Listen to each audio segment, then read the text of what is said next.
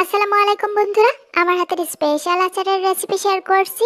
যদি ভিডিওটি ভালো লাগে লাইক কমেন্ট শেয়ার এবং সাবস্ক্রাইব করতে একদম ভুলো না। তার জন্য এখানে কতগুলো আটিয়ালা দেখে শক্ত আম নিতে হবে, কাঁচা আম। আর এখানে 1 চা চামচ ধনিয়া গুঁড়ো, 1 চা চামচ পাঁচফোড়ন, 1 চা চামচ নিয়েছি হচ্ছে গোটা জিরিয়া, 3টা শুকনো মরিচ নিয়ে এটাকে একটু ভেজে নিয়েছি। একটি প্যানে দিয়েছি সরিষার তেল, দিয়েছি হচ্ছে রসুন কুচি, আর দিলাম কাসুন্দি। আর আমগুলো এমন করে টুকরো করে নিয়েছি, হালকা সবুজ অংশ রেখেছি।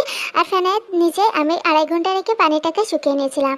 আর এটাকে কিছুক্ষণ নাড়াচাড়া করে তাতে হলুদের গুঁড়া দিয়েছি 1/2 চা চামচ, লাল মরিচের গুঁড়া দিয়েছি 1/2 চা চামচ, আর 1/2 চা চামচ দিয়েছি লবণ। এটাকে দিয়ে একটু নাড়াচাড়া করে 1/2 চা চামচ গুড় আর 1/2 চা চামচ দিয়ে দিয়েছি চিনি।